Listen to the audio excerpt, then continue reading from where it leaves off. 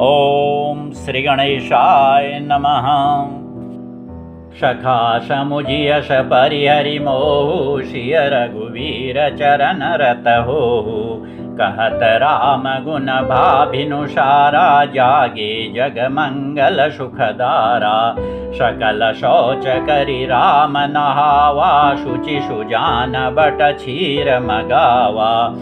अनुज सहित शिर जटा बनाए देखि सुमंत्र नयन जल छाए।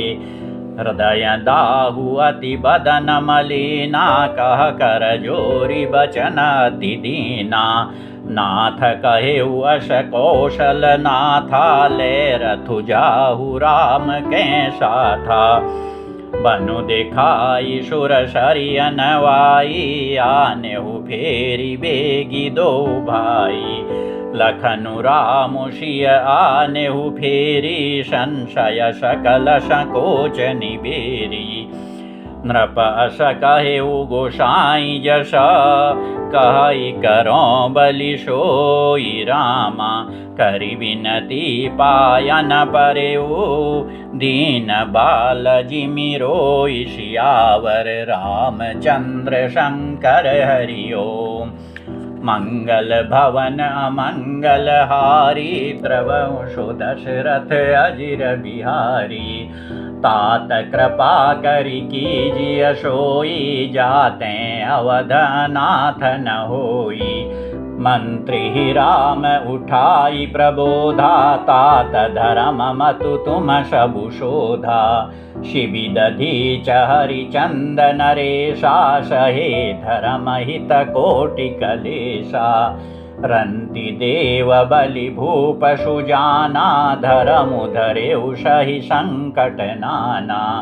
धर्मु न दूसर सत्य समाना आगम निगम पुराण बखाना। मैं सोई धर्मु सुलभ करि पावा तजैति हूँ पुर अपज सुछावा।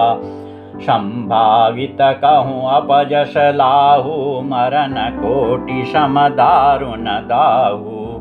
तुम सन तात बहुत का कहूँ दिए उतरु फिरि पात कुलहूँ।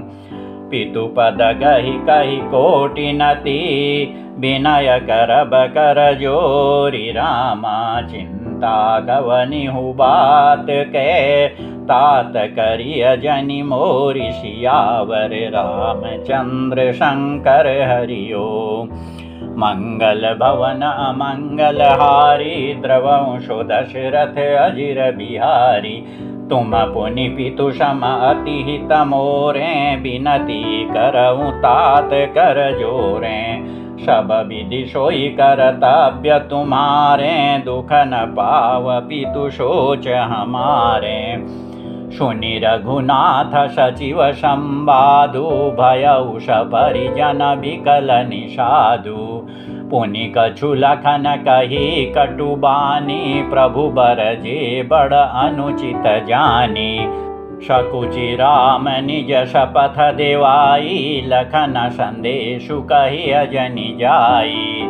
कह सुमंत्रु पुनि भूप संदेशु सहि न सकिहि सिय विपिन कलेशु।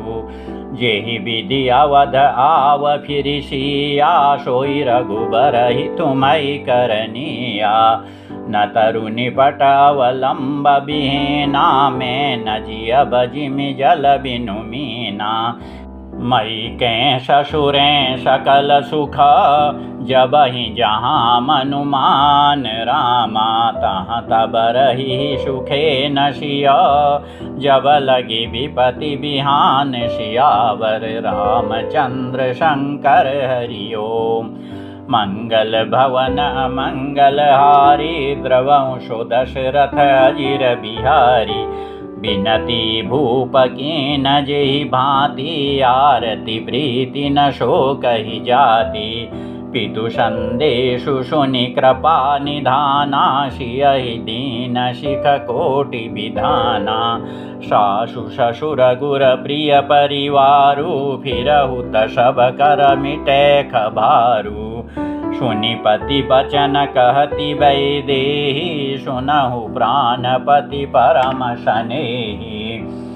प्रभु करुणामय परम विवेकी तनु तजि रहति छाह किमि छेकी। प्रभा जाई कहाँ भानु बिहाई, कहाँ चंद्रिका चंदु तजि जाई। पति प्रेममय विनय सुनाई, कहति सचिव सन गिरा सुहाई। तुम पितु ससुर सरि सहितकारी, उतरु देऊ फिरि अनुचित भारी। आरती बस सन मुख भयऊँ, बिलगुन मानवतात रामा। रज सुत पद कमल बिनु, बादी जहाँ लगी नाथ सियावर। रामचंद्र शंकर हरि ओम।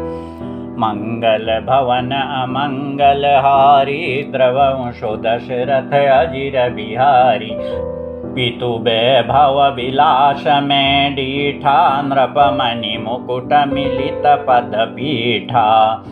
सुख निधान अस पितु ग्रह मोरे, पिय विहीन मन भावन भोरे। ससुर चकवै कौशल राऊ, भुवन चारि दश प्रगट प्रभाऊ। आगे हुई जेहि सुरपति ले, अरध सिंहासन आसनु देई। ससुर एतादृश अवध निवासु, प्रिय परिवारु मातु समसासु। बिनु रघुपति पद पदुम परागा, मोहि केउ सपनेहु सुखद न लागा। अगम पंथ बन भूमि पहारा, करिके हरि सर सरित पारा। कोल किरात कुरंग बिहंगा, मोहि सब सुखद प्राणपति संगा। सासु ससुर सन मोरि हुति, विनय कर विपरिपाय रामा। मोर सोचु जनि करिय कछु, मैं बन सुखी शुभाय सियावर। रामचंद्र शंकर हरि ओम। मंगल भवन मंगल हारी, द्रवंशो दशरथ अजिर बिहारी। प्राणनाथ प्रिय देवर साथा, वीर धुरी न धरे धनु भाथा। नहीं मग श्रम भ्रम दुख मन मोरे, मोहि लगी सोचु करिय जनि भोरे। सुनि सुमंत्रु शिय शीतलि बानी, भयउ बिकल जनु फनि मनि हानि। नयन सूज नहीं सुनई न काना, कहि न सकई कछु अति अकुलाना। राम प्रबोधु कीन बहु भांति, तदपि होति नहीं शीतलि छाती। जतन अनेक साथ हित कीने, उचित उतर रघुनंदन दीने। मेटि जाई नहीं राम रजाई, कठिन करम गति कछु न बसाई। राम लखन सिय पद शिरुनाई, फिरे बनिक जिमि मोर गवाई। रथुहा के उहय राम तना, हेरि हेरि नाही रामा। देखि निषाद विषाद बस, धुनहि शीश पछिताहि सियावर। रामचंद्र शंकर हरि ओम। मंगल भवन अमंगल हारी, द्रवंशो दशरथ अजिर बिहारी। जासु वियोग विकल पशु ऐसे, प्रजा मातु पितु जी हैं कैसे। बरबस राम सुमंत्रु पठाए, सुर सरि तीर आपु तब आए। मागी नावन के वटुआना, कहि तुम्हार मरमु में जाना। चरण कमल रज कहूँ सबु कहि, मानुष करनि मोरि कछु अहि। छुअत शिला भई नारी सुहाई, पाहन तैन काठ कठिनाई। तरनिउ मुनि घरिनी होई जाई, बाट परई मोरि नाव उड़ाई। एहि प्रतिपालऊँ सबु परिवारु, नहीं जानऊँ कछु और कबारू। ज्यों प्रभु पार अवशि गाचहु मोहि पद पदुम पखारन कहु पद कमल धोई चढ़ाई नावन नाथ उतराई चहाँ मोहि राम राउरियान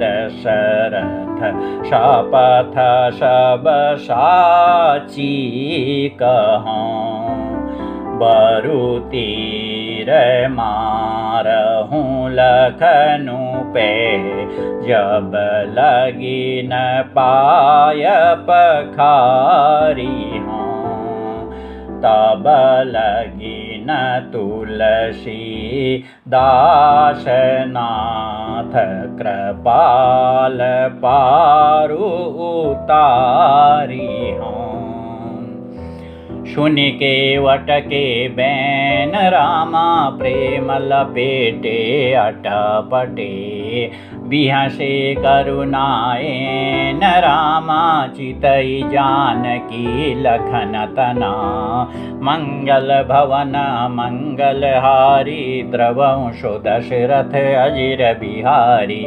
कृपा सिंधु बोले मुशुकाई सोई करु जेहि तव नाव न जाई बेगियानु जल पाय पखारू होत बिलंबु उतारहि पारू जासु नाम सुमिरत एक बारा उतरहि नर भव सिंधु अपारा सोई कृपालु केवटहि निहोरा जेहि जगु कियति हूँ पगहु ते थोरा पद नख निरखि देव शरि हरषि सुनि प्रभु बचन मोहमति करषि केवट राम रजाय सुपावा पानि कठवता भरि ले आवा अति आनंद उमगि अनुरागा चरण सरोज पखारन लागा बरसि सुमन सुर सकल सिहाहि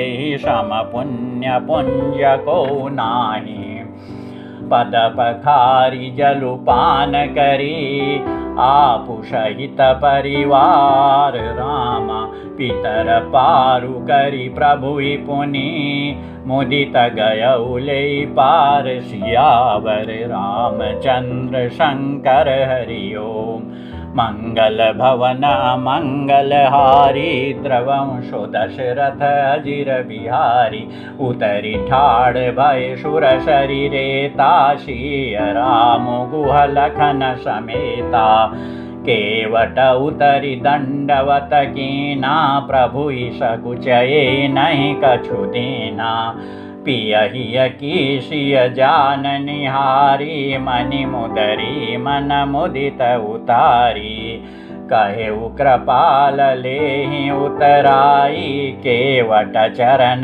गहे अकुलाई नाथ आजु मैं काह न पावा मिटे दोष दुख दारिद दावा बहुत काल में कीनी मजूरी आजु दीन विधि बनि भली भूरी अब कछु नाथ न चाहिए मोरे दीन दयाल अनुग्रह तोरे फिरती बार मोहि जो देवा सो प्रसादु में सिर धरि लेबा बहुत कीन प्रभु लखन सिया नहीं कछु केवटुले रामा विदा कीन करुणायतना भगति विमल बरु देई सियावर रामचंद्र शंकर हरि ओम मंगल भवन अमंगलहारी द्रवंशो दशरथ अजिर बिहारी तब माजनु करि रघुकुल नाथा पूजि पार्थिव नायउ माथा सिंह सुर सरिहि कहेउ कर जोरी मातु मनोरथ पुरउ बिमोरी पति देवर संग कुशल बहोरी आई करों जेहि पूजा तोरी सुनिशिय विनय प्रेम रस शानी भई तब विमल बारी बरबानी। सुनु रघुवीर प्रिया वैदेही तव प्रभाउ जग विदित न केही। लोक पहोहि बिलोकत तोरें तोहि सेवहि सब सिद्धि कर जोरें। तुम जो हम ही बड़ी विनय सुनाई कृपा कीनी मोहि दीनी बढ़ाई। तदपि देवी मैं देवी अशीषा सफल हो नहित निज बागीशा। प्राणनाथ देवर सहित कुशल कौशला आई रामा। पूजी सब मन कामना सुज सुरहि जग छाई। सियावर रामचंद्र शंकर हरि ओम। मंगल भवन अमंगल हारी द्रवंशो दशरथ अजिर बिहारी। गंग बचन सुनि मंगल मूला मुदित शी असुर शरी अनुकूला। तब प्रभु गुहई कहो घर जाहु सुनत सुख मुख भाउर दाहु। दीन बचन गुह कह कर जोरी विनय सुनहु रघुकुल मनि मोरी। नाथ साथ रही पंथु दिखाई करि दिन चारि चरण सेवकाई। जेहि बन जाई रहबर घुराई परन कुटी में कर बिसुआई। तब मोहि कहाँ जसि देवर जाई सोई करिहउँ रघुबीर दुहाई। सहज स्नेह राम लखितासु संग लीन गुह हृदय हुलासु। पुनि गुह ज्ञाति बोली सब लीने करि परितोषु विदा तब कीने। तब गणपति शिव सुमिरि प्रभु नाई सुर सरिहि माथ रामा। सखा अनुज सिय सहित बना गवनु कीन रघुनाथ। सियावर रामचंद्र शंकर हरि ओम। मंगल भवन मंगल हारी द्रवंशो दशरथ अजिर बिहारी। तेहि दिन भयउ बिटपतर बासु लखन सखा सब कीन सुपासु। प्रात प्रात कृत करि रघुराई तीरथ राजु दीख प्रभु जाई। सचिव सत्य श्रद्धा प्रिय नारी माधव सरि समीतु हितकारी। चारि पदारथ भरा भंडारु पुण्य प्रदेश देश अति चारु। क्षेत्रु अगम गढ़ु गाढ़ सुहावा सपने नहीं प्रतिपक्षि न पावा। सेन सकल तीरथ बरबीरा कलुषानी कदल नरन धीरा।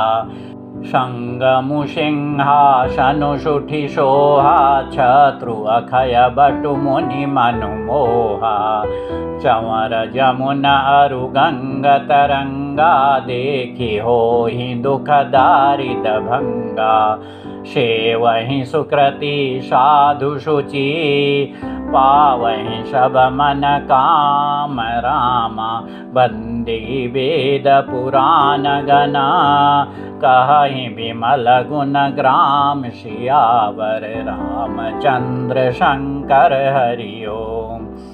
मंगल भवन मंगल हारी द्रवंशो दशरथ अजिर बिहारी।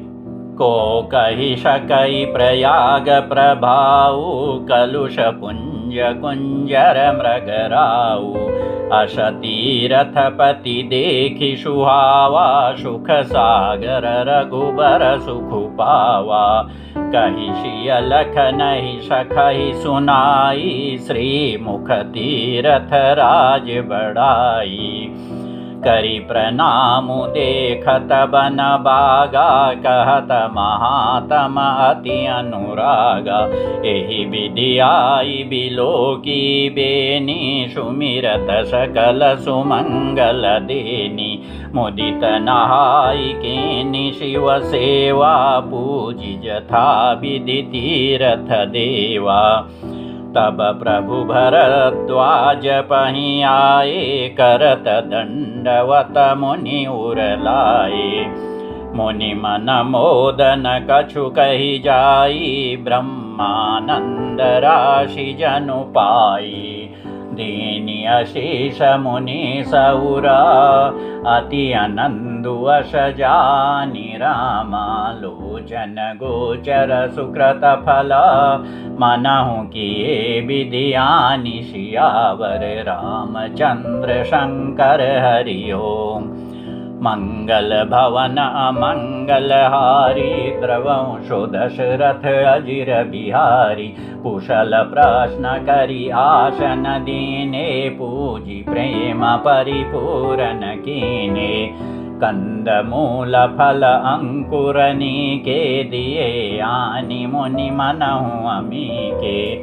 श्रीय लखन जन सहित सुहाए अति रुचि राम मूल फल खाए। भये विगत श्रम राम सुखारे भरद्वाज मृदु बचन उचारे। आजु सुफल तपु तीरथ त्यागु आजु सुफल जप जोग विरागु। सफल सकल शुभ साधन साजु राम तुम्हि अवलोकत आजु। लाभ अवधि सुख अवधि न दूजी तुमरे दर्श आस सब पूजी। अब करि कृपा देहु बरएहु निज पद सरसिज सहज सनेहु। करम बचन मन छाड़ी छलू जब लगी जनु न तुम्हार रामा। तब लगी सुख सपने हो नहीं किए कोटि उपचार सियावर रामचंद्र शंकर हरि ओम। मंगल भवन अमंगल हारी द्रवंशो दशरथ अजिर बिहारी। सुनि मुनि बचन राम सकुचाने भाव भगति आनंद अगाने। तब रघुबर मुनि सुजसु सुहावा कोटि भांति कहि सबहि सुनावा।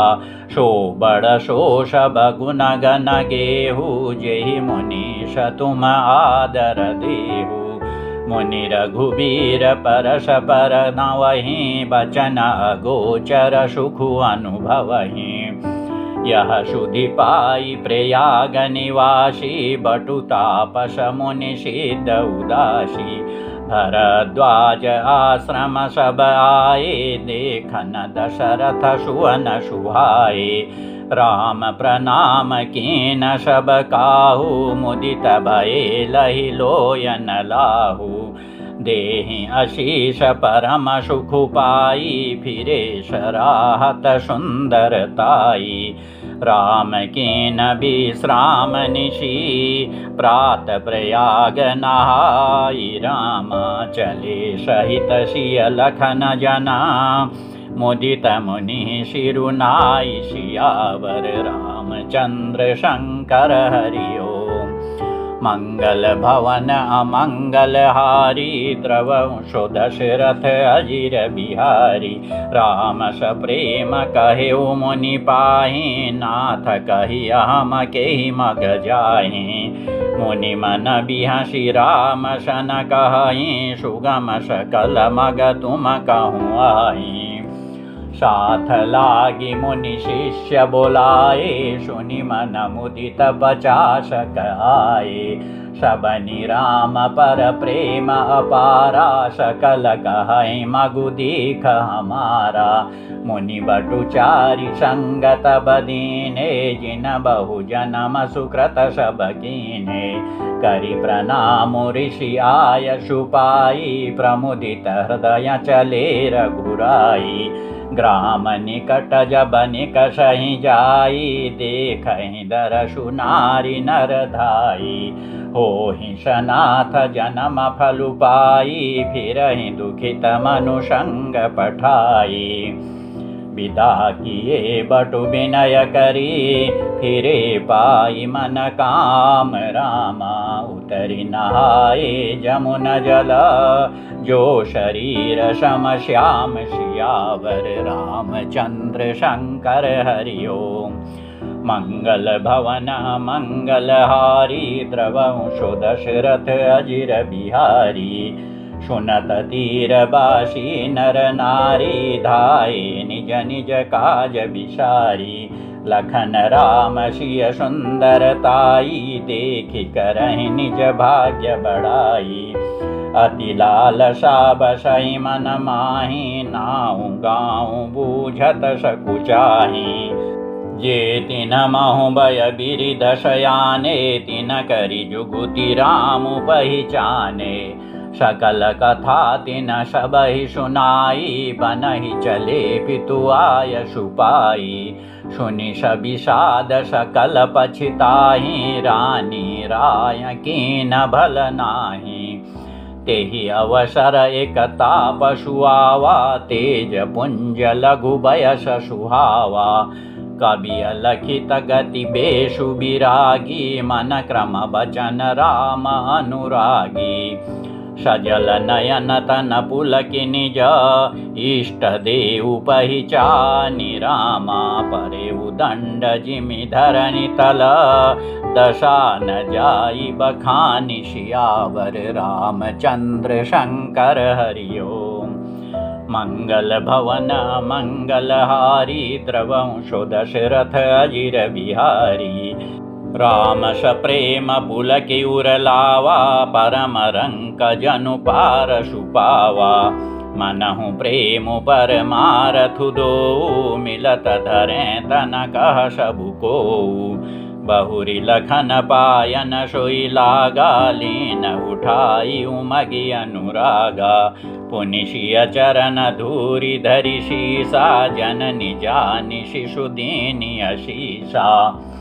कीन निषाद दंडवत तेहि, मिले मुदित लखि राम सनेहि। पियत नयन पुट रूप पीयूषा, मुदित सुवसनु पाई जिमि भूखा। ते पितु मातु कहौ सखी कैसे, जिन पठये बन बालक ऐसे। राम लखन सिय रूप निहारी, होहि स्नेह बिकल नर नारी। तब रघुबीर अनेक विधि, सखै सिखावनु दीन रामा। राम रजाय सुशीष धरी, भवन गवनु तें कीन सियावर रामचंद्र शंकर हरि ओम। मंगल भवन मंगलहारी, द्रवंशो दशरथ अजिर बिहारी। पुनि सिय राम लखन कर जोरी, जमुनहि कीन प्रणाम बहोरी। चले शशि मुदित दो भाई, रवि तनु जाकई करत बड़ाई। पथिक अनेक मिलहि मग जाता, कहहि सप्रेम देखि दो भ्राता। राज लखन सब अंग तुम्हारे, देखि सोचु अति हृदय हमारे। मार्ग चलहु पया देहि पाए, ज्योति सुझूठ हमारे भाए। अगमु पंथु गिरि कानन भारी, तेहि महासाथ नारी सुकुमारी। करिके हरि बन जाई न जोई, हम संग चलहि जो आयसु होई। जाब जहाँ लगी तहाँ पहुँचाई, फिर बहोरी तुम्है सिरुनाई। एहि विधि पूछहि प्रेम बस, पुलक गात जलु नैन रामा। कृपा सिंधु फेरहि तिनहि, कहि विनीत मृदु बैन सियावर रामचंद्र शंकर हरि ओम। मंगल भवन मंगलहारी, द्रवंशो दशरथ अजिर बिहारी। जेपुर गाँव बसहि मग माही, तिनहि नाग सुर नगर सिहाही। के ही सुकृति के ही घरी बसाए, धन्य पुण्यमय परम सुहाए। जहाँ जहाँ राम चरण चली जाहि, तिन समान अमरावती नाही। पुण्य पुंज मग निकट निवासी, तिनहि सराहि सुरपुरवासी। ये भरी नयन बिलो कहीं रामहि, सीता लखन सहित घन श्यामहि। ये सरसरित राम अवगाहि, तिनहि देव सरसरित सराहि। जेहि तरुतर प्रभु बैठहि जाई, करहि कलप तरुतासु बड़ाई। परशुराम पद पदुम परागा, मानति भूमि भूरि निज भागा। छाह करहि घन विबुध गना, बरसहि सुमन सिहाहि रामा। देखत गिरि वन बिहग मृग, राम चले मग जाहि सियावर। रामचंद्र शंकर हरि ओम। मंगल भवन अमंगल हारी, द्रवंशु दशरथ अजिर बिहारी। सीता लखन सहित रघुराई, गाँव निकट जब निकसहि जाई। सुनि सब बाल वृद्ध नर नारी, चलहि तुरत ग्रह काजु बिसारी। राम लखन सिय रूप निहारी, पाई नयन फलु होहि सुखारी। सजल विलोचन पुलक शरीरा, सब भय मगन देखि दो वीरा। बरनि न जाई दशा तिन केरी, लहि जनु रंकन सुरमनि ढेरी। एक न एक बोली सिख देहि, लोचन लाहु लेहु छन एहि। राम ही देखि एक अनुरागे, चितवत चले जाहि संग लागे। एक नयन मग छवि उर आनी, होहि शिथिल तन मन बरबानी। एक देखि बट छाह भली, दासी मृदुल तृण पात रामा। कहि गवाई अछिनु कुश्रमो, गवन बहि की प्रात सियावर। रामचंद्र शंकर हरि ओम। मंगल भवन अमंगल हारी, द्रवंशु दशरथ अजिर बिहारी। एक कलश भरी आनहि पानी, अचय्य नाथ कहै मृदुबानी। सुनि प्रिय बचन प्रीति अति देखी, राम कृपाल सुशील विशेषी। जानी श्रमित शीय मन माहि, घरि कबिलंबु कीन बट छाहि। मुदित नारी नर देखहि शोभा, रूप अनूप नयन मनु लोभा। एकटक सब सोहहि चहुरा, रामचंद्र मुख चंद चकोरा। तरुण तमाल बरन तनु शोहा, देखत कोटि मदन मनु मोहा। दामिनी बरन लखन सुठिनी के, नख शिख सुभग भाव तेजी के। मुनिपट कठिन कशेतु नीरा, सोहहि कर कमल निधनु तीरा। जटा मुकुट शीशनि सुभग, उरभुज नयन विशाल राम। शरद परब विदु बदन बर, लसत स्वेद कन जाल सियावर। रामचंद्र शंकर हरि ओम। मंगल भवन अमंगल हारी, द्रवंशु दशरथ अजिर बिहारी। बरनि न जाई मनोहर जोरी, शोभा बहुत थोरी मति मोरी। राम लखन सिय सुंदरताई, सब चितवहि चित मन मति लाई। थके नारी नर प्रेम पियासे, मनहु मृगी मृग देखि दियासे। शीय समीप ग्राम तिय जाहि, पूछत अति स्नेह सकुचाहि। बार बार सब लागहि पाए, कहहि बचन मृदु सरल सुभाए। राजकुमारी विनय हम करहि, तिय शुभाय कछु पूछत डरहि। स्वामिनी अभिनय क्षम भी हमारी, बिलगुन मानव जानि गंवारी। राजकुंवर दो सहज सलोने, इनते लही दुति मरकत सोने। श्यामल गौर किशोर बर, सुंदर सुषमायन राम। शरद शर्वरी नाथ मुखु, शरद सरोरुह नैन सियावर। रामचंद्र शंकर हरि ओम। मंगल भवन मंगलहारी, द्रवंशो दशरथ अजिर बिहारी। जय सिया राम जय जय हनुमान।